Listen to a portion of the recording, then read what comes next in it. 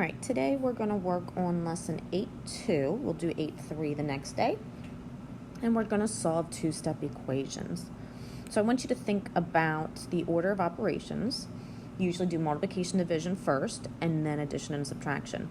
But when we're doing the inverse, we're going to go backwards. So we're going to undo addition and subtraction first, and then multiplication and division. Alright, so if you look at number 2 here, we have a multiplying by 6 and a subtracting by 8. So again, we want to get rid of the subtracting 8 first. So we would add 8 on both sides. That makes 0. You have 6u and 36. And then we do our multiplication or division. We have multiplication, so we're going to divide by 6. And you have u equals 6. All right, so now we're going to check. Does 6 times 6 minus 8 give you 28? Well, this is 36 minus 8, and that does give you 28. So you are balanced, which means 6 is a good answer. Okay, if you look at number 3, we want to get rid of the 42 first, so we're going to subtract a 42 on both sides. We're left with 7k on the right, negative 21 on the left. We'll now divide by 7. K is equal to negative 3. So we're going to check that. Does 21 equal 42 plus 7 times negative 3? Well, this is 42 plus negative 21. That does give you a positive 21, so you're balanced. So K equals negative 3 is a good answer. If you look at number 4, this one's g divided by 3 plus 6. So we're going to subtract 6 on both sides first. Gives us 12 equals g divided by 3.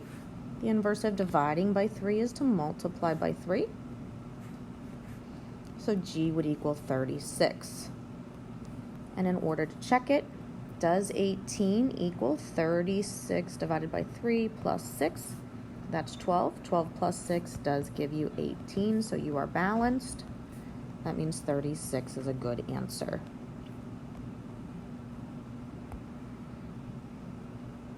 All right, so there are some other examples there for you. If you look at number 8, you have x by itself. Remember, you can always put a 1 in front of that.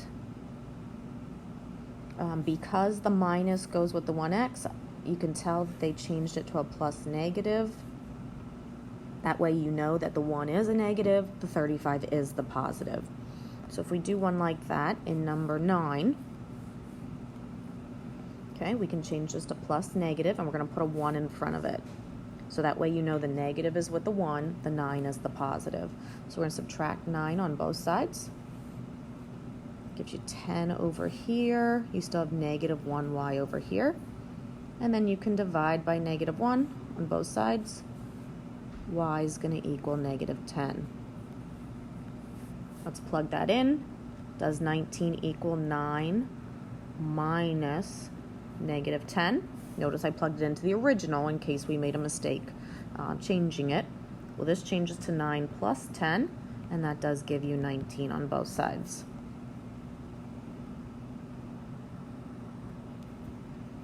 All right, so there's 2 more of those that you can practice. If you turn to the next page, you have some simplifying to do before you solve and check. So if you look at number 13 there, you can combine these 2 together, which would give you negative 2a, and then you have 8. And then you would divide by negative 2 on both sides and get negative 4.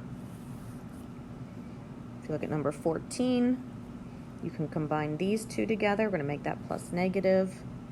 Put a 1 in front of that, so that means you have negative 3y plus a 42, and that's going to equal 6.